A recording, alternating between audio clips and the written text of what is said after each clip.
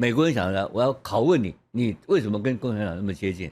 但現在突然間你變總統候選人，然後北京支持你當總統候選人，所以你背後有北京了。对，完全不一樣。然後你本來還問我是不是親北京，我不是親北京，我是幹什麼？我是和平之旅，我來推動一個和平，也就是我把遊戲規則改變了。我把代表北京丟了一個和平方案，對，我台灣人民接受的一個和平方案。那這個方案裡面有沒有摻雜了北京統一的因素？當然有嘛。你說現在習近平來講，他已經不在乎說今天鄭麗文能不能代表國民黨，或者是他能不能參選中華民國，能不能當選中華民國總統，不重要，他不重要了。他現在的重點在於說，台灣有沒有一批人，他非常清楚是我可以影響，我可以控制，可以幫我講話，甚至跟我連接，代表我北京在台灣，透過台灣跟美國對話的，那這才是重點。這個人現在的身份很卑微，他只有23個百分點，就是鄭麗文，鄭麗文嘛，好不好？他不會當選啊，對不對？所以北京要幹什麼？要幹嘛？很簡單啊，我用你台灣的規則來玩你台灣的遊戲嘛，就借選嘛，就選舉議題啊。所以他不會要跟你硬搞的，他不會跟你講我打台灣，不會的。對，完全用台灣的遊戲規則來在這個規則裡面取得勝利。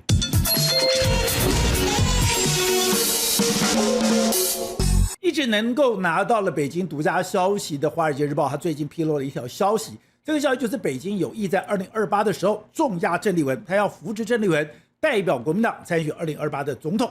大家想怎麼可能？鄭麗文現在在台灣的民調這麼低，你的滿意度不到30%，但是你的不滿意度高達了50%以上。一個高達50%不滿意的人怎麼選？你怎麼計算？你都不可能當選總統。而北京怎麼可能不了解台灣？他怎麼可能不知道這樣的一個政治事實？那你如果了解這樣的政治事實的話，那你為什麼還要丟這樣的一個風向？丟這樣的一個風向，代表你只是試探，你只是要透過鄭麗文敲山震虎來影響國民黨，還是說那已經變成了中國共產黨的一個決策，他就是要這樣推下去？那如果這是中國共產黨的真正的想法、真正的目的，那他硬推下去，他推得了嗎？那如果他真的推得了的話，那對於台灣的政壇又會產生怎麼樣翻天覆地的大變化呢？那談到這個問題，當然要找我的老朋友，美麗島電子報的董事長吳子嘉來跟我們聊一聊。董事長你好。大家好，各位網友大家晚安。好，所以董事長剛剛講到哦，你明知不可為而為之，你從美麗島電子報的民調非常清楚的是，鄭麗文的滿意度只有23%，他的不信任度高達50%幾。那這樣的一個人，你居然現在丟出來訊息，而剛剛講。《華爾街日報》不是隨便的。如果你今天要看中國很多內部的消息，它對外的風向，《華爾街日報》是它的管道。那你今天透過這個東西，北京是玩真的嗎？他真的要推鄭麗文來參選2028的總統嗎？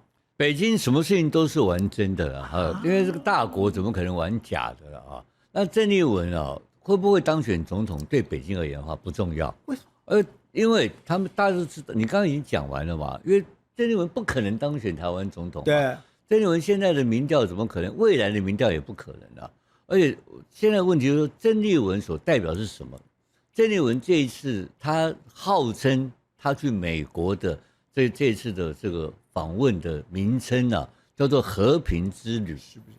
所以鄭麗文呢，到美國去推動和平，我怎麼會推動台灣的和平到美國去推動啊？你應該跑到老共那邊去推動和平啊！你老共要打台灣嘛？而且你講哦，鄭麗文這個就《華爾街日報》的消息，他丟出來的時間點非常微妙。第一個是《華爾街日報》用的是親近北京人士，你說你的解讀是，只要《華爾街日報》敢用親近北京人士，那就代表是北京放的話，是北京權威的管道放的話，這個事實是真的。第二個是他丟的時間點。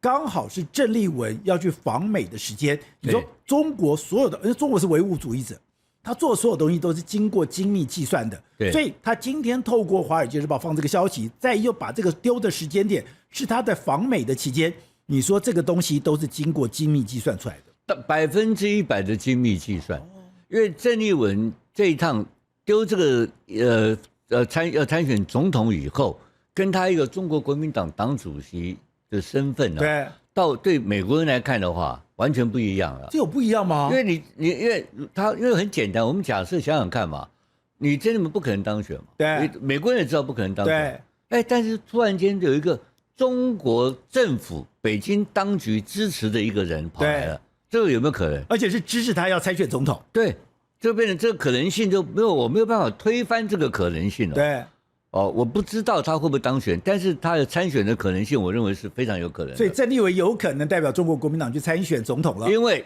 北京支持，這就變成一個很簡單，北京支持的2028的一個總統候選人。那如果這樣的話，鄭立文去美國的身份就不一樣了，身份完全不一樣。從一個這個所謂的單純的這個所謂的國民黨黨主席，沒有任何實權的國民黨党主席，變成一個未來有可能代表中国國民党去參選中華民國總統的總統候選人。對，所以他的一言一行啊，就代表了非常嚴肅的意義了。第一個哈，先講結論好了啊。鄭立文從今天到明天到明年到2028或是2032哈，我都認為他是一個不可能當選台灣總統的候選人，不可能嘛？他這個本身就是說他的民調那麼差哈，對，然後他的這個人格瑕疵很嚴重了哈。因為我講的鄭立文的人格瑕疵在哪裡呢？先談人了哈。他在這個去北京見到政協會的時候，對，他的民調上揚大概7個百分點。這個上揚的時候，大幅上揚哦，大幅上揚之後啊，中央電視台包括人民日報都報道了他的新聞，對他這個上揚，對，就是你握過這個習近平的手，習近平的這種加持的手以後。不得了，行情暴漲，而且央視還特別引用了《美麗島電子報》民調，引用你的民調來報道。對，用美麗島民調，就是我們看到人民日報跟這個中央電視台通通報道。那問題是1個月之後，4月份的民調哈，然後1個月之後5月份的就暴跌，跌到現在變成23個百分點。他1個月之前要幹什麼事情嘛？他國民黨幹什麼事情？就幹一件事嘛。就是搞他內鬥嘛，搞什麼馬英九的事情啊，搞什麼台商弄亂七八糟。就是說，一個領導能力如此脆弱的黨主席，對，連黨都 hold 不住嘛，他怎麼可能能夠擔任台灣的總統的候選人，或是能參加選舉？這個不可能。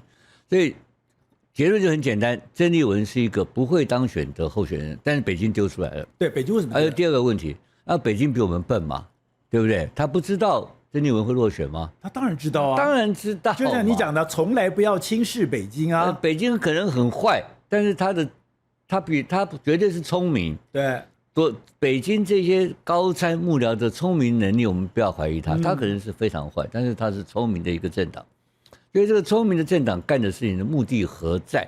他的鬥爭目的是哪裡？不是為了台灣嗎？還是美國嘛？哦，因為中美關係是目前是對北京來講的話，是最大的一個重頭戲。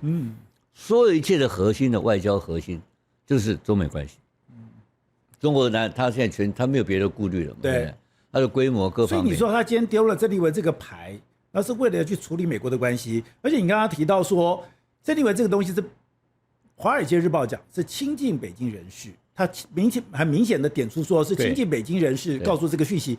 你說你的解讀是，他只要敢用親近北京人士，那就很明顯，那就是北京放的話，當然確定是北京丟的訊息。對，而且他丟的訊息剛好就是鄭立文要訪美的那一天。對，剛剛講親近北京的人士，這個丟的訊息來源，第二個就是我丟的時間點。你說這個東西都是耐人尋味的。對，他這個擺明的就是他要針對他這個《華爾街日報》的報道。或是這個鄭立文，我們在做我們人的事情談完了，對，我們才不可能當選談完了，就談事情方面把它分開來解讀，所以他明知這個不可能，对，然後他丟一個這個信息，对啊，那鄭立文有什麼價值讓他們做這個事情？你剛剛提到一個所謂的他的意識形態的純粹性嘛，這個是北京非常堅持的，所以就從這一點就知道，那他掌握的是什麼東西？他要話語權。他要有一個，那鄭立文出門，他說他這此行任務叫什麼任務？什麼任務？叫做和平之旅。就是鄭立文說他是去執行和平之旅，然後鄭立文在北京的講的時候，他說和平啊是一個這種是一個無法是一個他的意思說和平是他的這個就是他推動的一個方向嘛啊，而且是一個無法這個回頭的一條路啊，所以。和平這兩個字哈，我們就好好來解讀了。那和平既然是鄭立文要擔負的一個任務的話，那和平的方法哈，以和平的方法的取得哈，有2個方式取得和平。以台灣現在的國家的力量、國家的政策，就是說以實力換取和平，就是我加強我的軍備，加強我的戰力，加強我國家的力量對抗我們的侵略者。侵略者是誰？中共嘛，這樣子，這是我們現在民進黨政府的一個態度，一貫以來，包括馬英九都這個態度。但問題是，還有一個方法取得和平，鄭麗文講的可以交流，可以和談啊。和談是怎麼樣呢？可以減少我們的這個作戰準備啊，所以我們示弱也可以取得和平。這2種和平都可以取得和平哦。一個是美國要的和平，一個是中國要的和平。可是我現在還是好奇，是為什麼在中國在這個時候？我現在擔心的就是你現在講的問題了。那美國要的和平是很明確的嘛，以實力換取和平，就是威嚇。中國要的和平就是未來就是終極統一的和平，就是投降式的和平。那所以這2種和平裡面然後這裡又講了一句很重要的話，如果他當選，如果台灣他當選有一天的話，他國民黨重返執政的話，希望邀請習近平到台灣。他提到這個事情，如果邀請習近平到台灣的話，這個看起來輕鬆的一句話，它背後代表什麼意義不知道。如果說習近平能夠到台灣的話，那表示這個整個的和平協議或者中間的框架早就已經完成了，否則不然就是你一個不可逆的和平跟框架都完成的情況之下，那才有可能實現這個所謂的習近平來台灣的可能性嘛，應該這樣講。那我們現在回頭過來看，你記得當時古立言講過一句話這個鄭麗文去美國他的美方想聽到的是要他對他有釋疑，對他懷疑嘛，有很多懷疑，你要跟我解釋到底，因為他提到一句話，你中國國民黨本的傳統不是反對共產黨嗎？就是對你對共產黨的親近這個事情的話，你要跟美國人解釋啊，這是古立言的說法。那這個都是在這個，所以這些都是因素而促成了這個東西丟出來就是他本來。美國人想的，我要拷問你，你為什麼跟共產黨那麼接近？但現在突然間你變總統候選人，然後北京支持你當總統候選人，這個所以你背後有北京了，對，完全不一樣。然後你本來還問我是不是親北京，我不是親北京，我是幹什麼？我是和平之旅，我來推動一個和平，也就是我把遊戲規則改變了。我把代表北京丟了一個和平方案，對，這我台灣人民接受的一個和平方案。那這個方案裡面有沒有摻雜了北京統一的因素？當然有嘛，就變成這個原來是要來拷打他，你到底是親中還是親美？現在變成不是哦，現在不是哦，他已經沒有親中親美的問題，沒有這個議題了，他沒有親中這個問題。我要選總統，所以我告訴你，台灣人要和平。那台灣的和平是我鄭麗文現在論述一個和平，告訴你。那我請問你，鄭麗文跟習近平見過面嗎？對。他們一定談過台灣的問題嘛？一定也嚴肅的也了解到北京的立場嘛？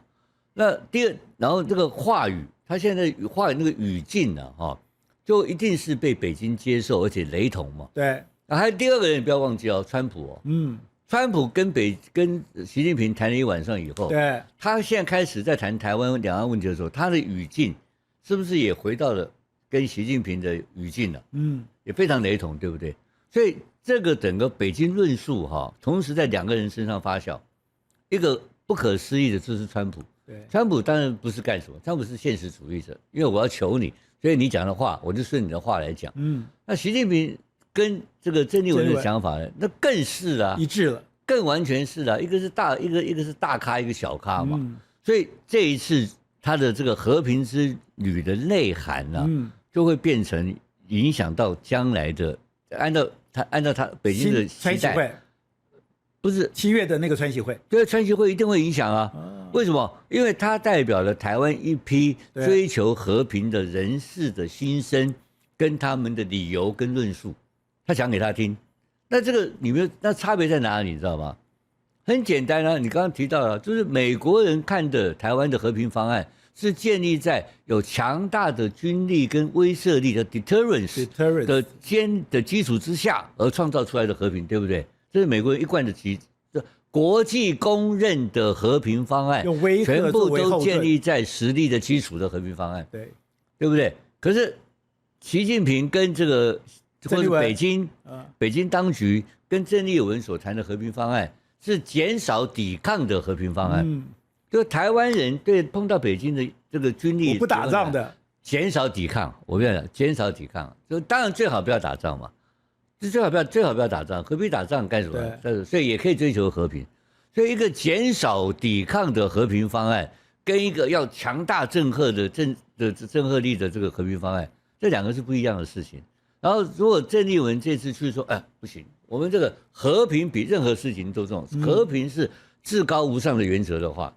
鄭麗文在北京講過，沿途講過一句話，他說和平是一個不可逆的方向嘛。為什麼一定是不可逆的方向？為什麼和平一定不可逆？為什麼？我也聽不懂。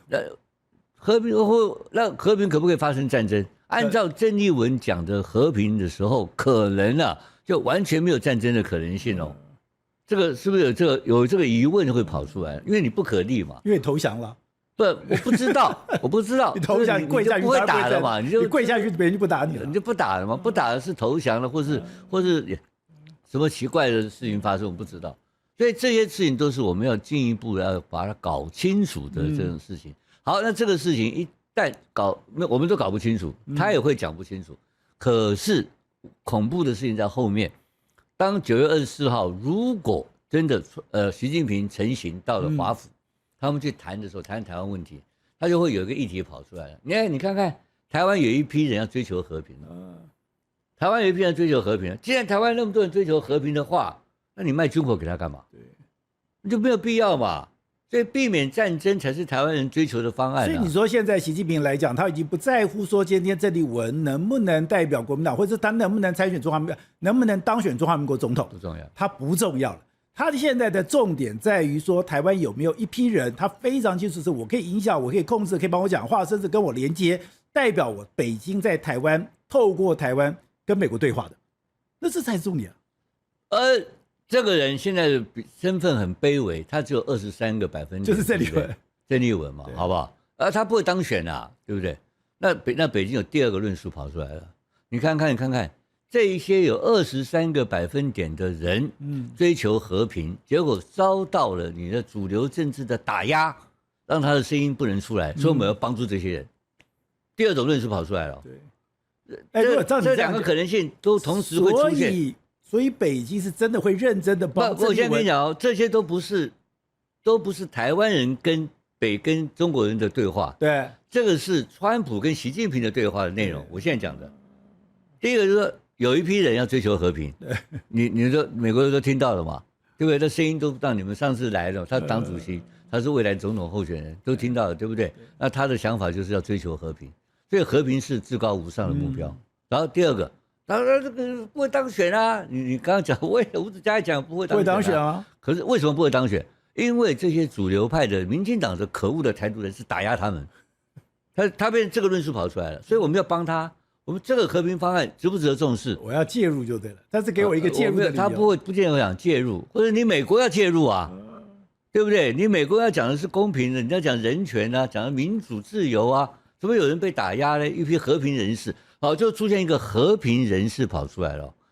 和平人士在人類在近代史上扮演了非常重要的角色啊。在蘇聯的時代，你記得有非常多和平人士。國共內戰的時候也有和平人士。當時當共產黨居於劣勢的時候，他就丟出了一個中國人不打中國人，因為中國人不打中國人，所以才有西安事變。當他這個中國人不打中國人，有西安事變，然後呢，這樣的老蔣完全不能去打共產黨，讓他可以在這個延安苟延殘喘之後呢，這個中國人不打中國人就不講了。到了這個整個抗戰成功了以後呢，他就開始就是包圍長春，開始去打這個所謂的這個遼瀋戰役，他就開始進攻了。所以他有很多的話語，我們如果對共產黨了解的以後，他一向都這樣幹。好，那所以我覺得第一個就是今天共產黨就是真的會認真的去扶持。不，我要問你另外一個問題，就是當川普跟習近平坐在一起談到台灣的時候，這個和平這個 agenda 議題就出現了，對不對？我覺得這是你聽我講。這個是中方的想法，這中方想法。那川普當然知道你現在的想法的意思就是說，那最好是軍火就不要賣了，對不對？好，那問題這個不重要，他有這個討論，有這個議題嘛？那結果無疾而終，你講你的，我講我的。對，最後好，那我現在問題，我現在講另外一個假設的語境就出現了嘛？那2028選舉的時候，台灣就有一個議題會變主要議題啊，就是我們要選擇和平還是選擇戰爭？他不是想說原來的台灣每次到了2028選舉的時候對民進黨有利嘛？有利的理由是什麼？因為我們要保家衛國嘛。我們是為了要維護我們台灣的自主性才要選舉。你這個是完全站在鄭麗文的這個邏輯去發展，也就是說今天過去民進黨的邏輯，你當然可以講，不打安全牌一直都是國民黨的這個所謂的策略。從李登輝開始，民進黨在2000年為什麼他要把台獨黨綱變成了台灣前途決議文？您非常清楚，我也非常清楚。民進黨在執政的過程裡面，不管是國會的執政，或者是總統的執政，最痛苦的就是國民黨的安定牌。也就是說，當你民進黨只要當選，兩岸就會發生戰爭，兩岸發生戰爭，台灣就是无立足之地。那民進党是花了很大，為什麼要去搞台灣前途決議文？為什麼要去接受中華民國這個國號？為什麼要講中華民國台灣？他就是要去化解這件事情。我覺得這件事情在台灣已經處理很久了。那我覺得你要去談安全牌，我當然也覺得 OK。只是說你現在安全跟投降，安全跟這個所謂的保護台灣的這個所謂的現實的生活的制度能不能持續？我覺得那是值得考慮的。可是我覺得有趣的在於說，共產黨現在就是要你鄭麗文這樣硬幹下去的話，那對你的國民黨來講會造成一個非常大的衝擊。你在文章裡面有提到說，你這個東西一丟出去，蔣萬安怎麼辦？你這個丟出去以後，盧秀燕怎麼辦？蔣萬安現在他選市長，不好意思講他了哈，那講盧媽好了，比較直接一點。那這我是盧媽來講的話，就是變成北京有一個希望了哈，因為目前他盧媽的態度哈是，美國優先於中國，對，應該是這樣講哈，所以以這個順序，所以他去美國訪問嘛，他並沒有積極到中國訪問嘛，所以你就知道，所以美國比較優於中國，這是盧媽態度。那這個態度，北京能不能接受？當然不能接受，希望他改變嘛。那改變的話怎麼辦？你不改變會怎麼樣？我們都會打撞球，敲 slogan 嘛，對不對 ？slogan 有一個球叫做母球嘛，母球白色的白球，對，那個白球是誰？鄭麗文，我把那個白球去撞你，對，他這個本事大得很啊。鄭麗文的論述會不會變成國民黨的主流論述？因為他黨主席哦。他提出很多他的這個黨綱的堅持的話，就搞得盧媽會變得很尷尬哦。而且你按照美麗島的電子報民調哦，如果你細去分的話，雖然他的支持度只有23%，他的不滿意度是這個到了50%幾，可是國民黨的支持者支持鄭麗文是超過50%哦。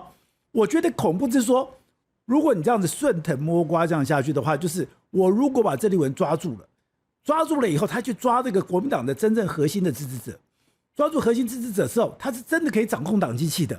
然後掌控党机器之後，他可以完全的不在乎，那個是完全的是可以接受北京的論述的。不，我又要回到鄭麗文談完了啦。鄭麗文就是一個不會當選的人，我們都知道。但他的功能來講的話，跟他的論述來講的話，他是母球，他這個母球會影響，所以他會讓。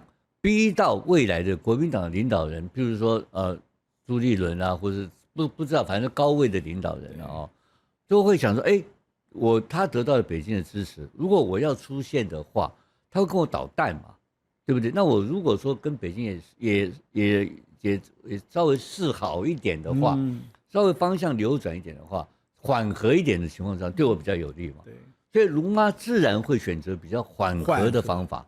那這個緩和的方法來講的話，比現在的方法是對北京而言的話，是比較能接受的啊，比較受歡迎的方法啊，對不對？這個沒有問題啊。那的母球形容所以這個母球的功能就出來了。對，所以你就了解說，那這個整個概念呢，就是在國民黨的整個論述就會形成一個被影響。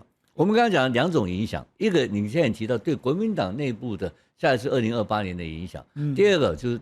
更前面的就是在今年的9月份，如果川普跟習近平兩個聊天，又聊到台灣問題，然後又聊到你看那習近平一直不斷的強調說，你看台灣人追求和平啊，我們要尊重台灣人的意願嘛，然後台灣人本身不是說要尊重他們自己的未來嗎？你看有那麼多台灣人想要追求和平啊，所以是不是我們都一起要來尊重意願以外的哈，然後來協助他們來推動這個和平，類似這種語境呢，就會出現，就出現一個議題，那這個議題就存在了，它議題到底有多少影響你不知道，因為這個議題最後是拿來交易用的，因為這你要川普同意你的話，就是拿東西來買嘛，川普很簡單啊，我還不管你台灣要什麼東西，你習近平要跟我要東西，你就買單，我就同意你。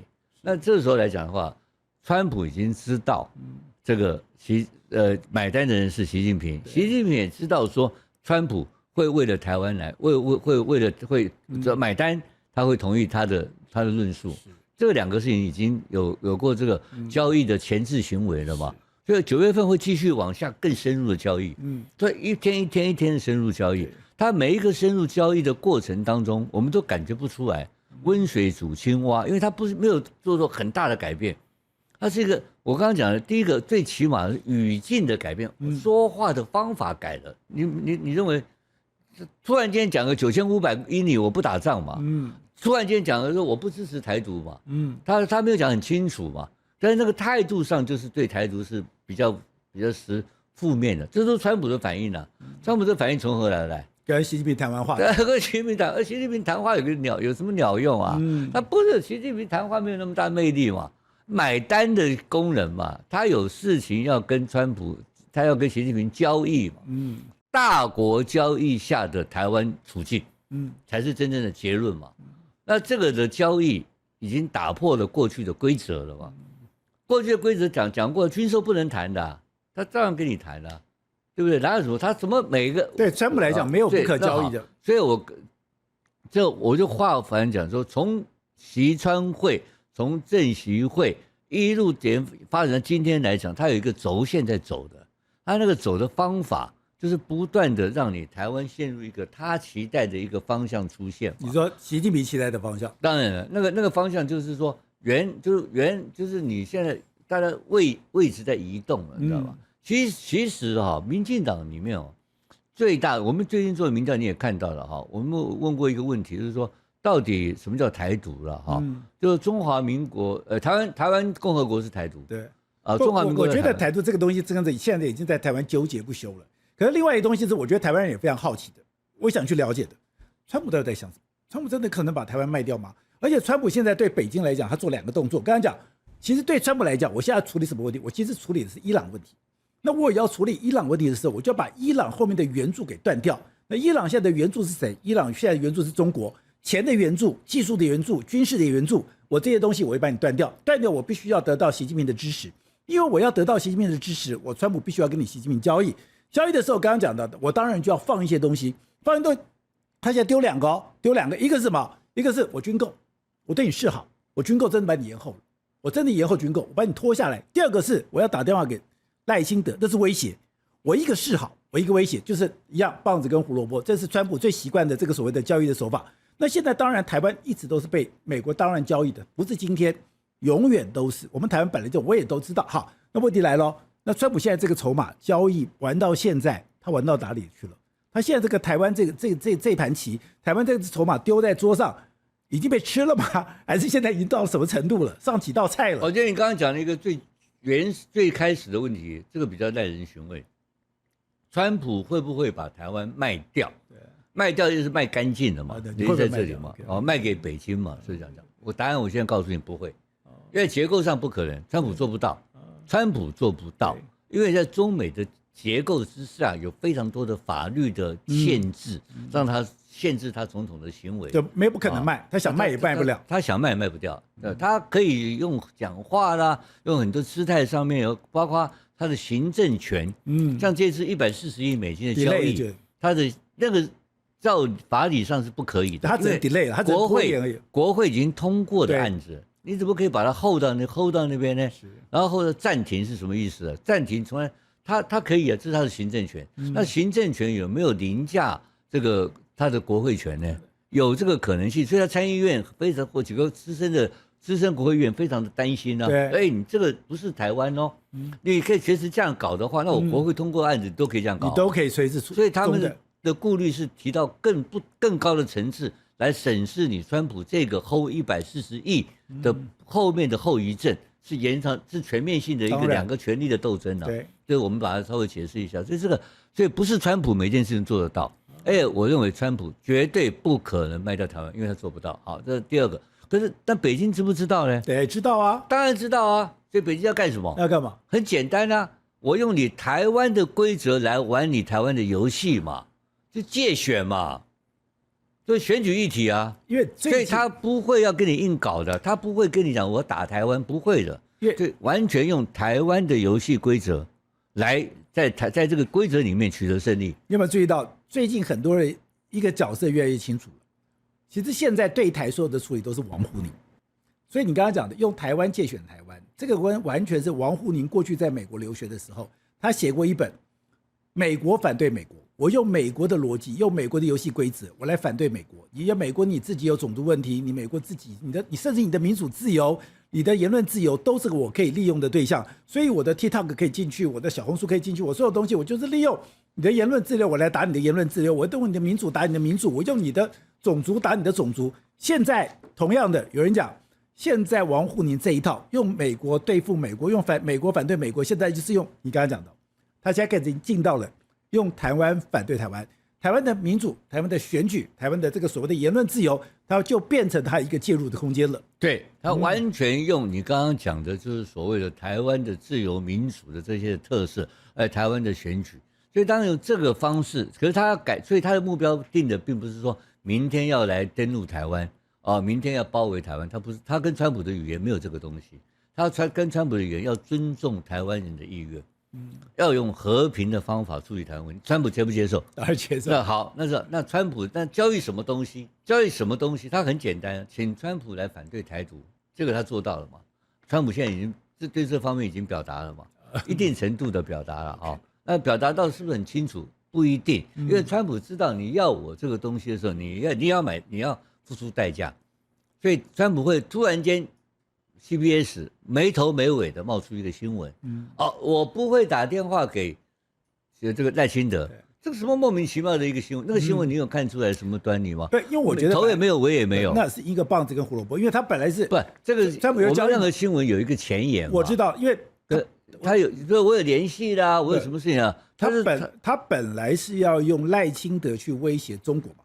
我有兩個東西嘛，第一個是我要軍購對你示好嘛，第二個是我如果打電話給賴清德，那天大地大的事情。我當然知道，但是中國對台灣的防線是全面的潰敗嘛。所以那代表說，那只是說川普講這句話的時候，他要到了什麼？不，應該是川普要到了什麼，他才會講這句話嘛。關鍵在這裡，就是你剛剛講的嘛。他打這個電話，並不是為了台灣打這個電話，不是為了，他是威脅中國嘛。而且 CBS 不知道，也可能是成交了，也可能是拿到一些東西了，或是下一個威脅的開始。对。如果你喜歡今天的內容，歡迎你抖內相挺，用一杯咖啡、一杯好茶的心意，支持團隊製作更好的精彩內容。而你的超級留言，我都會認真看的。但是這個電話的，他用 CBS 這個精緻的處理啊，是一個非常巧妙的東西。因為那個同一個主持人，在大概2個禮拜前訪問了我們台灣的代表於大雷，那這個訪問台灣沒有人知道，所以他是一個。他有一個排程的 CBS 突然間冒出一個新聞，台灣看到了，其實他有前面的一些前置動作，也就是說，川普在做這些事情的時候，他也是經過他的精心的計算，他也知道你中國要什麼東西，所以他來一個習近平來打電話給賴清德，打電話給賴清德，現在說我不打了，所以我不打電話賴清德變成一個議題，他原來是打電話給賴清德是個議題，對，所以打電話跟不打電話通通都是交易過程中的標的物，對不對？那結果我們就台灣發生什麼事情？就是看到有邱喇叭出來講話了嘛。邱毅人接受中央社的專訪，對，說這個特別強調，我要補充，因為很多人可能不知道，邱毅人的說法一個最重要的邏輯就是賴清德現在做的任何事情都跟蔡英文一樣，他並沒有現在賴清德做的所有的事情並沒有去脫離蔡英文執政時候的框架。那我們知道邱毅人是一個不喜歡走上台面，他也從來沒有去接受專訪的人。那為什麼要在這個時刻居然去接受，而且是中央社的專訪？你說這個東西是有它的意義在的。好，我們那就要回到邱毅人的講法裡面，就是說邱毅人要強調說賴清德現在在執行蔡英文路線。蔡英文什麼路線？它叫做維持現狀，對不對？中華民國台灣。作用是那個是對內，對啊，那對外維持現狀上來講的話，維持現狀不踩紅線，不當麻煩製造者。對，那這個維持現狀這個事情呢，哈，本身在蔡英文時代的8年的維持現狀，從 Day One 到卸任這8年當中也是維持現狀嘛，但那個現狀有沒有移動？一直在移動中啊，所以那又過了2年了，又過了2年，這已經有這2年的世界局勢有重大變化嘛，所以今天在邱義仁講的維持現狀的時候，尤其蔡英文的維持現狀，能不能夠應付明天的挑戰呢？我非常懷疑啊，因為環境這是動態中的東西啊。好，然後另外一個更重要的，我現在請問一個最重要的，你台灣方面，我們不要講邱義仁哈，就是台灣代表邱義仁提出維持現狀嘛，對不對？那台灣代表的維持現狀要被中美方接受，才能夠成立嘛，對不对？這個你同意嗎？就台灣現狀是美國定義的，不，就是台灣要主張的維持現狀是美方的，美國第一要美方接受嘛。对，我就講台灣的現狀。那我請問你，那我反過來請問你，那他為什麼？那你認為賴清德主張的維持現狀，美方目前是完全接受了嗎？不完全接受，不完全接受。這個東西我覺得就我沒關係。我再問你一個問題，很簡單。那現在美方所能定義的維持現狀，有沒有受到中方的影響？我覺得影響不大。不，我這樣講啊。OK，我同意你的話。我同意你的話。我覺得這重點在哪裡？重點是川普在飛機上，在空軍1號上面，他在接受媒體訪問的時候，他有講過一個東西。他講說，台灣不能因為美國在後面支持你，你就給我搞獨立。他講這句話非常耐人尋味，也就是說，你講這句話只是這麼單純的受到習近平的影響嗎？不是，他會回答習近平問題。對，你知道，你說你是受到習近平影響，還是說你得到的訊息是說賴清德做了一些什麼事情，我們不知道的事情，或者台灣人沒有感覺的事情，而那個東西某種程度來講，已經是踩到了已經是踩到了這個川普的紅線，所以川普才會講說，你台灣不要以為說有美國在後面，你就可以搞這個所謂的獨立。然後呢，重點是後來邱義仁馬上就跳出來說接受那個訪問，然後我們看到我們的總統馬上照稿念，台灣一定維持現狀。賴清德昨天在接着講，他最多都照稿念，一個字不敢多說一個字少一個字，照稿念台灣維持現狀。所以我覺得他其實是有一個東西在這個時候我們不知道的過程裡面，他們在這個較勁當中。對，沒有錯。所以我剛剛提到，我回到一個焦點，我們要聚焦一下嘛，因為談太多會亂掉。聚焦到一個核心的問題，就是維持現狀。對，這個法文叫 status quo 嘛，這是一個 term， 這是一個國際上的 term。那 status quo 本身有一個定義的問題，那定義不在台灣方，不在台灣方。那過去我曾經講，好像跟你也談過這個故事。以前在 Clinton 的時代嘛，有蔡英文跑到美國去嘛，第一次選總統的時候，跟馬英九。奧巴馬時代哈，奧巴馬時代那個时候的國家安全顧問嘛，是 Rice 嘛，Condoleezza Rice 嘛，一個很美麗的美國的一個女黑人嘛哈。記者問他，那什麼叫維持現狀？那 Rice 講得很清楚啊，美國決定啊，我說什麼是維持現狀，我決定。那時候他完全排除中國。他完全中國，所以那後面才有把那同一個時間會有什麼6項承諾入法，現在變法律嘛，然後也被川普推翻掉了嘛。所以川普的維持現狀，或是美國現在的維持現狀，這個東西不是法律問題哦，它是一個動態的東西啊。那我覺得你剛剛認為說，賴清德所做的事情並沒有違反美國的維持現狀嘛？你的認為目前是沒有。你認為目前沒有，但中方當然絕對是有嘛，對不對？中方一定認為有嘛。中方只要不接受一中原則，都是違反維持現狀。OK， 中方就是不接受，他就是要一中原則。中方一定是一中原則框架在前面。中方要的一中原則，美國也不接受，因為美國是一中政策嘛，對，就是 One China Policy 跟 One China Principle 這兩個不一樣，我們都文字上都很清楚。但是我現在談的是什麼意思呢？就是說賴清德回到了這個蔡英文維持現狀的時候，對賴清德的自己的路線而言的話，是不是一種退縮？是退縮，是退縮嘛？所以我們現在問的，我現在問你，請教你，就是說賴清德的是退縮後的維持現狀，還是維持現狀，還是退縮前的維持現狀？應該是退縮後嘛，對不對？所以邱義仁現在講的是這個嘛，是。所以換言之講，這2年來的執政，他曾經嘗試過，不是蔡英文的路線嘛，對不對？那所以應該是嘗試過，不然不會有這個動作。對，那也就是你回到你剛剛那句話嘛，就是台灣不可以誤認為說我美國在後面，然後你就去搞台獨，這件事情川普反對嘛。對，所有的話就是從我們現在討論那麼多，就是從川普這句話開始。對。那川普就一直在預防這件事情發生。這件事情就是他承諾了習近平的某一個話語嘛，否則沒有意義啊。他講這個幹什麼？因為講這個川普每一句話都在交易。哦，他就告訴你，因為這個也是事實。但是過去沒有人把這個講清楚，這是屬於戰略模糊的部分。戰略模糊就告訴你什麼？我要不要台獨？不知道。我未來要不要變成統一？我不知道。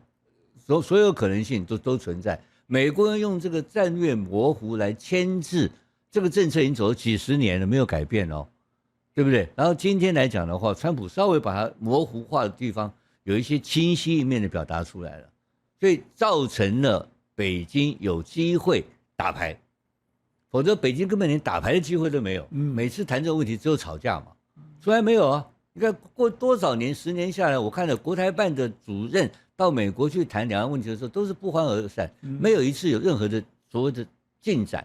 那這次不一樣哦，這次不一樣，這次川習會之後有一些改變了，我不知道改變多大，但是起碼你看到動作上，我們今天要討論了嘛，我們討論說啊，會有這種很奇怪的人要出來選總統，對，有奇怪的人。那這些奇怪的事情發生，都代表了背後有些 something happen， 某些事情在發生。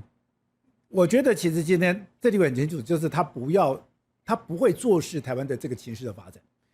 那你等於說我就是透過鄭麗文，然後我要把這個所謂的這個主導權，你剛剛講的以台灣影響台灣，我覺得這個東西是以自己等於說他這個政策他已經確定了。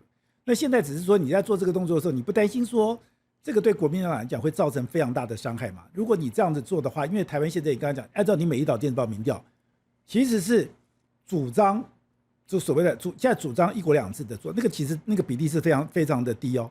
那你如果是主張說你跟中國和好了，這個東西你不會讓整個中國國民黨在整個台灣更加邊緣化嗎？這個問題是這樣子的哈，中國有北京當局它的兩面性的哈，它兩面性一面就是務實啊，一面就是意識形態，這兩個同時存在。像鄧小平路線就是一個務實路線嘛，對不對？毛澤東過去他們或者其他人的時候，他們有他的意識形態路線，所以目前來講的話，這個事情在北京同時發生。他面臨到台灣的選舉的時候，他希望國民黨贏，這是這個贏。那國民黨贏的情況之下，很簡單啊，就是要跟你共產黨維持距離啊，我要聽你共產黨的穩輸啊。我甚至認為說，我這兩天我在呼籲在節目上面呼籲一件事情啊，我說現在目前2026的候選人如果要贏的話，要去國民黨化。為什麼去國民黨化？就是要跟鄭麗文保持關係，保持距離啊。你鄭麗文這一套就是害死了現在的目前2026的候選人啊！而你這一套你要自己在2028再來一次的話，那非害死不可嘛！你會把立委都害死，那當然害死了，全部都害光光。那有可能嗎？北京會接受這種結果嗎？不會的，不會嗎？就沒有那麼笨的啦，沒有那麼笨的政權嘛。可你剛不是講說他就已經確定要來扶持這個鄭麗文來參選總統？不是他現在目前。不，所以鄭麗文也是我沒有說剛剛確認，他是這樣說。那習近平也不，鄭麗文也是習近平的這個所謂的一張牌，然後這張牌是隨時可歌可泣的，完全不重要，完全不重要。任何人，所以我說這個是在這個時候隨時可以丟掉。任何人選對習近平對北京都不重要，他要的是路線跟框架，他要結構，他要幫你做一個結構出來，那個結構就是什麼結構呢？就是他理想的結構，目前他一步步來的那個，現在目前屬於說中美共管台灣的結構嘛。目前台灣是誰？台灣是美國勢力範圍啊。台灣聽誰的？聽美國的。那聽美國的啊。可是他現在他對這個他不能接受啊。對不對？因為他再來，他就馬上下一次的22大的選舉要開始了，他內部他有他的政治挑戰問題啊，他搞了半天當了3屆的這個國家領導人，結果台灣的事情都不一籌莫展，對啊，他怎麼可能接受？他不能對歷史交代嘛，所以他一定會有動作出來，一定要想要做一些事情。所謂的灰色作戰啊，是他必須要做的事情。也換言之講，台灣對台工作一定有策略，對台工作一定有階段性，分步走，階段性有策略，然後這個軸心絕對不變，就終極統一絕對不變，對，這個是他的基本原則。所以他中間的靈活跟他的巧妙，他當然知道槓桿在哪裡嘛。槓桿在一個百年難遇的一個川普出現了，川普給他一個機會嘛，川普給他一個機會，讓他能夠手能夠伸得更深一點。過去連這個都做不到嘛。我覺得剛好相反，是百年難得一遇，川普對他的整個的鬥爭。他的那個更加台面化，我覺得讓北京在這個所謂的中美對抗裡面，他能夠施展的空間反而更小。因為你現在看到，今天中美之間的對立是從什麼時候開始？從2019年，川普在當選第1任總統，他就發動了這個所謂的中美的這個貿易戰爭。那之前奧巴馬跟希拉蕊的時代，他們就已經知道中國在南海，中國在整個亞太的崛起，已經威脅到了這個美國的這個霸權地位。奧巴馬當時也講了，我要去做一個戰略移轉，所以當時他們一直希望我把阿富汗的戰爭、把這個敘利亞的戰爭、這個所謂的伊拉克的戰爭結束了以後，我要把部隊調回了整個亞太。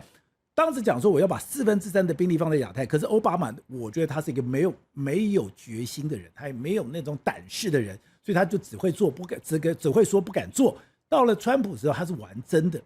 你現在看到川普現在這批人口不是，我覺得不是看川普，是看美國右派，是美國的右派，他們是真正是美國以美國作為霸權的真正支持者，他們不是國際主義者，他們是美國主義者，他們是美國霸權主義者，所以是美國川普的這批人。所以你剛剛不是講說不是川普想賣就可以賣，因為你旁邊的這個所謂的盧比歐，你旁邊的這群人，他們是右派，是強硬右派，是美國主要利益。那在這個美國主要利益裡面，他跟中國的這個對抗，我覺得勢所難免。這個是整個全世界看着全世界的棋盤裡面最重要的一個點。中美對抗啊，或者中美關係影響全球關係的啊，這都是一個必然的現象啊。現在結構就是如此啊。那川普本身，你看那右派那批人多兇啊！不，那川普本身啊，當然是右派的代表的總統啊。那川普本身他有個特性叫做不確定性嘛。川普的不確定性也導致了現在全世界有很多不確定的發生。那我們現在台灣碰到這種不確定的川普的情況之下，我完全同意你的每一句話。我現在啊，用你的話來做基礎，我們來推演這個事情。我這樣比較單純一點，就保潔通都對的。好，問題是台灣的情況會比較，是不是我們要開始要注意，要稍微要考慮一下台灣的利益問題了？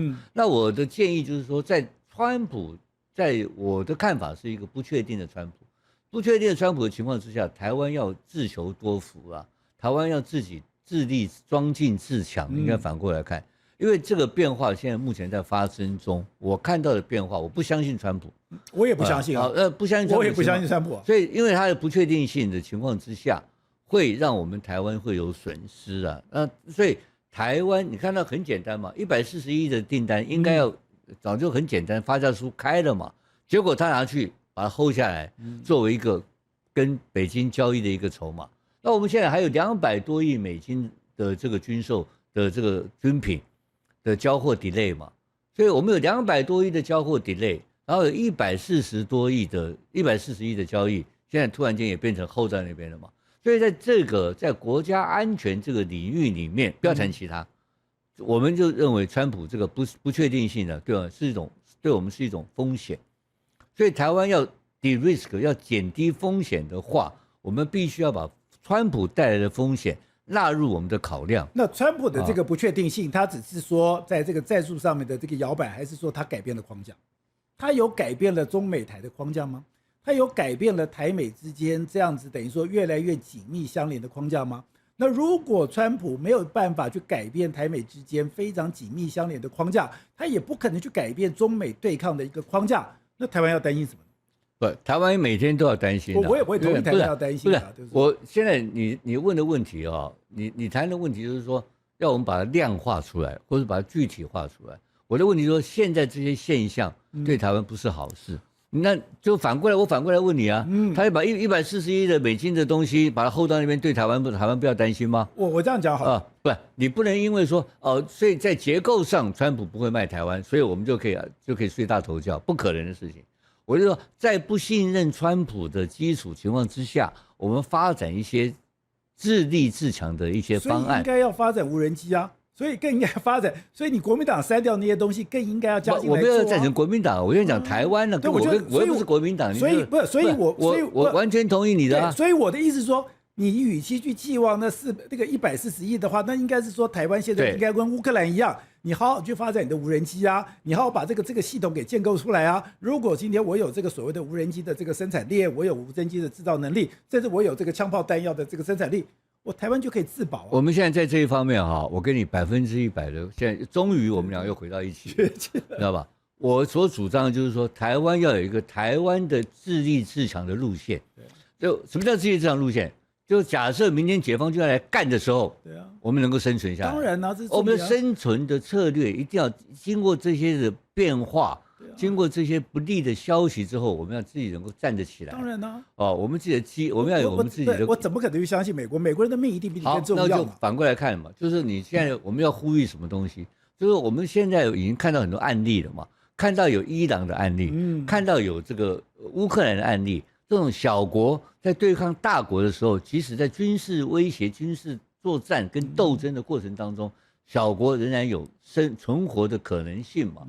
那過去我們对這方面的認識，就一定要每次我談到這個兩岸問題的時候，談到中共要併吞台灣、要軍事攻擊台灣的時候，都會問一個問題。立法委員問的問題很簡單：參謀總長，你告訴我們能夠撐幾天？這個問題不應該存在。我們應該要，因為我們撐幾天是等什麼？等美軍來嘛。那這個以後這個問題，我認為應該要把它放在一個比較次優先考慮的，應該是我們自己能夠靠自己能夠活多久，然後能夠讓中共付出他無法付出的代價，這個才是我們的存活之道。你剛剛講的很重要啦，就是說我們現在自己可以發展了。你把這些跟美國買軍火的錢去發展一些無人的載具、無人的武器的話，那這就是所謂的不對稱戰爭的一個可能性跟基礎，這個台灣靠自己就可以啊。台灣本身就有這個能力啊，對不對？台灣的 IC 全世界有名，台灣的光學儀器全世界有名，台灣的 PC 版全世界第1名啊。那這些東西都是現在在烏克蘭戰場在烏克蘭戰場上看到的東西啊，很多是從台灣不管是怎麼買去不知道，波蘭給我們買了一大堆啊。台灣是可以做得到的啊，這台灣做。那台灣要加強這方面的民間跟商業、跟這個民間、跟軍方的合作的話，我們會很快速的成長，甚至於可以變成產業化，對不對？对。但這裡面有個前提啊，就是說你的政黨的鬥爭要休息嘛。政黨鬥爭如果不休息的話，你政黨一直拿國家安全這個議題來當做選舉議題的話，就非常危險。目前我對賴清德政府有意見的地方在這個地方，對國民黨有意見也是在這個地方。就政黨，國民黨所有的台灣的政黨都把國家安全當作鬥爭工具，當作選舉工具。我們想，你一個最簡單的一件事情，你看烏克蘭。連澤倫斯基這種演員出身的人，他在第3天應該要逃跑的人，他這3天做了什麼事情？他把所有在野黨納入他整個的一個政府團隊，就決心要跟你作戰到底了嘛。所以你如果你一直在把分裂的台灣在面對中共的威脅的話，那我們是撐不下去的。所以你現在就反過來看，因為你是分裂的台灣，才讓中方才讓北京當局有機會嘛。所以今天賴清德當總統，他責無旁貸的，他要去把這個整合起來。我也覺得，但他沒有，他一直在分裂啊。他從他朝小野大開始，搞大罷免開始，到我們的這個軍事預算的通過為止，他完全是擺爛的態度嘛。那真正最認真的在搞這個整合軍事預算的是誰？是古立言啊。古立言美國，這個荒謬嘛。所以台灣很多荒謬而分裂的現象，造成了中共的可乘之機嘛，才造成有連這種鄭麗文這種人居然都會提上台面來作為這個工具或作為一個議題，而甚至於會造成國際上的影響。這就是荒謬的地方嘛。因為理論上來講的話，我們這一部分國內的各政黨應該是團結的，結果國內這部分來講，相反，反而拼命用什麼愛台、賣台，然後你中共同路人，就用這種不合理而便宜的方式，都忘記了，當你用國家安全的議題來當做選舉議題的時候，最大的受益者是誰？你講到這邊，我覺得有一個非常有趣的點，你覺得美國滿不滿意滿不滿意賴清德？你覺得美國滿不滿意？當然有意見了，當然是有意見嘛。沒有意見的話，根本崔仁不用講話嘛，沒有這個，那這個現象就是有意見嘛。因為他对這個他的表現啊，就是你個人意識太強烈了，他完全沒有想要去整合在野黨，一點意願都沒有了，這個很危險的。那我在提其他議題都可以，那麼什麼學童營養午餐啊，什麼社會住宅都可以吵架，但是有關國家安全這部分呢，一定要沒有辦法，必須要跟在野黨合作。那你覺得賴清德不做這個協調是不為也還是不能也？他認為跟他選舉利益衝突嘛，因為他現在弄的是台獨嘛，講簡單點，他賴清德是台獨不用懷疑，賴清德被逼着說他不是台獨哈，那是形勢所然啊。當有一天川普美國跟老共又幹起來的時候，他又開始他才又有呼吸的空間呢，目前沒有嘛。可是這個情勢來講的話，對台灣來講，時間是一直在不斷浪費掉了。所以我們現在回到剛剛講的問題，就是說不管任何情況，台灣要自立自強。你就是我們也知道，好，你現在軍售你會搞我嘛？可是我反過來看，我提出另外一個，我們都當過兵嘛。我們要談一個台灣軍事戰略問題的話，我們應該要參考波蘭跟烏克蘭，這兩個國家，他們怎麼樣一個小國能夠存活下來的方案是什麼？那台灣應該講說，伊朗跟烏克蘭，我請問你一個，伊朗是靠什麼活下來的？伊朗不是靠軍事，是靠地理位置活下來。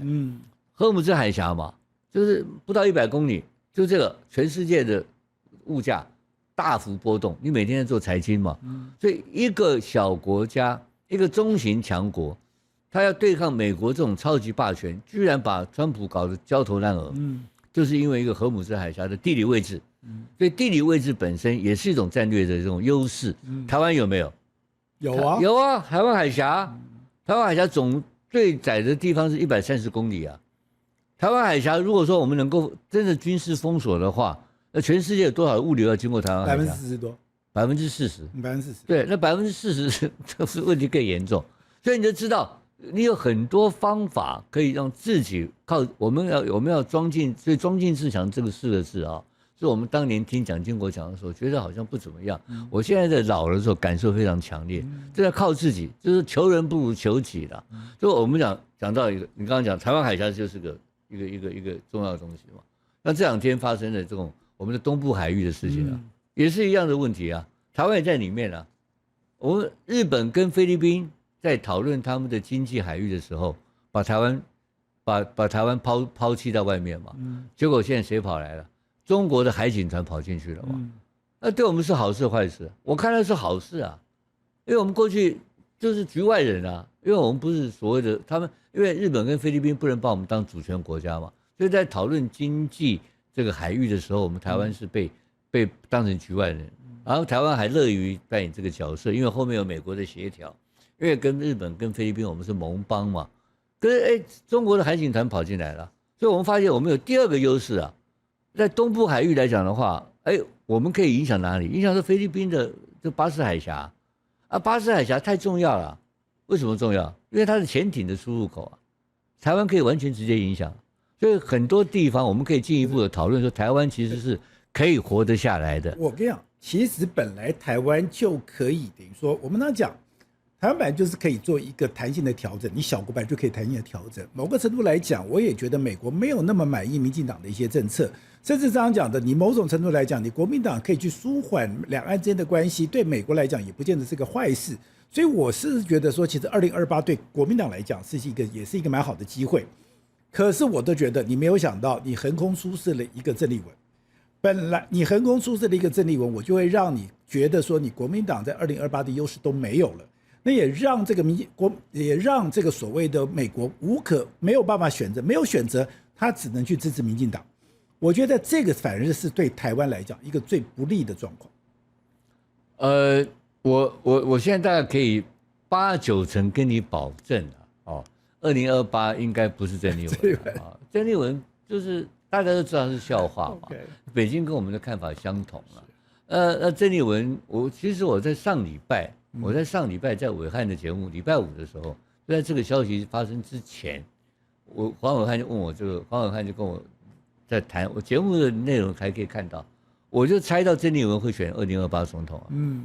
鄭麗文一定會選，鄭麗文沒有不敢做的事情啊，但他一定會失敗啊，所以鄭麗文會搞到國民黨是天怒人怨，鄭麗文會是國民黨一個非常重要的一個催化劑啦。因為鄭麗文是別的本事沒有嘛，他會讓國民黨敗選。那2026本身呢，有很多地方不應該敗的地方，會因為鄭麗文而搞敗掉。你覺得你本來不是很認同，不是很認為的2026今年的那個縣長國民黨會大勝，你現在不這樣看了？不，國民黨本來就是優勢的一個政黨了哈，但他還是會勝，但是有些地方會因為鄭麗文的亂搞。哪些地方？比如現在嘉義是輸定了嘛？彰化，彰化也有可能是輸掉啊。彰化目前還不知道了哈，但是可能性在存在的。宜蘭，那還有一些地方比如說对宜蘭人講的話，他沒有作為嘛，對不對？就他要常去的地方都會敗掉，應該這樣講。所以我現在只要去的地方都會敗。所以我現在呼籲大家要快點逃亡，你知道吧？快點要躲鄭麗文。鄭麗文這個真的是一個票房毒藥。那鄭麗文是票房毒藥的事情哦。其實我跟大家報告，就是說北京非常清楚。那北京可是鄭麗文這個人，他有個優勢，他居然敢把北京喜歡聽的話講到那麼透。這是非常少見的一個，為什麼？因為他沒有包袱，他就是一個光桿，他是一個光桿總司令，所以他領導的是一個草台班子。我們都談過，北京都看到了。所以2026的選戰，因為鄭麗文目前來講的話，這個因為關鍵不是鄭麗文了，因為鄭麗文的這個論述的影響會跟9月份的這個川習會發生關係。那這個影響到底會對國民黨有利還是不利？不知道，也有可能反過來會造成一個對賴清德很不利的局面因為賴清德他也是一個頭腦不是很好的人，賴清德也會做一些蠢事情，你知道嗎？如果我是賴清德的話，目前情況是最有利的情況嘛。可賴清德沒有，因為拉巴這個講話應該是拉巴講嗎？當然不是，當然我賴清德出來講嘛。不，我要有能力的話，就出來講了啊！因為我們有民進黨的前輩了，有人在私下在談我們現在賴總統的問題了。那其中一項那就是他對國際政治對地緣政治非常陌生。然後他沒有辦法解讀這些國際情報，這是他的最大的問題了。那這個問題是不是會影響到國內的這個外溢到國內的選情？這個是不能排除了，因為像這2天發生的這個日非的這種經濟海域這個海域的問題，就看他怎麼處理啊。處理得好的話，台灣會加分啊。好，那我們剛才講的，其實丘吉爾之前就是講過，這個世界上對任何國家來講，沒有永遠的朋友，也沒有永遠的敵人，我只有永遠的利益。其實對台灣來講，我們本來就不可以去相信或者孤注一擲相信誰。美國出賣過台灣，中國想要併吞過台灣，這是台灣人非常清楚的一個痛。可是現在在這個國際社會上面，中美大對抗這樣的一個局面裡面，怎麼樣對台灣有利？台灣要怎麼選邊？那是台灣必須時時刻刻關注、去思考的問題。非常謝謝福總來接受我們討論，謝謝福總。好，謝謝寶傑，謝謝各位網友，大家好。各位寶傑朋友圈的朋友，大家好。您對我們的支持，還有您對我們的指教，其實我們都會認真的閱讀，因為您的每字每句都是我們自己反省，我們要自我檢討，甚至我们未來怎麼去調整方向的一個關鍵的因素。所以我們就剛剛講到的，就是你現在的這些留言有什麼留言，那我們可以怎麼樣子來跟觀眾來進行回答？淑娟說：“支持寶潔及團隊，你們是最優秀的。”非常謝謝您的肯定。當時講說，我們的節目其實還有很多改進的地方。那這種改進也是我們每天都在做的工作。聽後85他說，政府部門主管機關應該管理一下，堅決不讓中共產品進來台灣。我覺得應該這樣講，就是現在大家覺得很難思考，是說我們知道現在有很多的網購，現在很多的網購居然是有很多的中國的网购是這樣直接進来。那你如果说沒有任何的管制，現在很多國家都有管制，我也不理解說為什麼我們台灣在這方面沒有管制。你沒有管制，第一個你的品質，第二個你是對台灣的商業、对台灣的產業會不會有傷害，這都是政府應該面對的問題。Rookwood 0222他說，天佑台灣，感謝寶潔，一起保護台灣，台灣人加油。當我們希望說在台灣這塊土地裡面，我們真的好好的守護，好好的來保護這個國家。Karen 說，感謝寶潔哥制作這麼好的節目。其實能夠做這樣的節目，其實是我覺得那是一種福分，那是一種福報，我們會非常珍惜。喂，20110他說他看了正習會那一集，他說只有我覺得鄭麗文尖嘴猴腮面露凶相嗎？對於鄭麗文是不是尖嘴猴腮，我們不予置評。立刻他看了川普無視習近平警告的那一集，他說中國與和平水火不容，要改成這樣子比較通順。也就是說，中國跟和平不水火不容。其實今天要追求和平的其實是台灣，我們從來沒有挑釁過對方。好，剛剛講到的，我們非常認真的在做我們的一個工作。其實我們剛剛講到，我從以前我其實沒有任何政黨，那我也不去標榜這個東西，我只告訴你說，我們現在在這塊土地裡面，我在民進黨跑那麼久的時候，我學會一句話：相信台灣，相信人民，相信台灣，相信人民，這是我做這個節目裡面最中心的思想。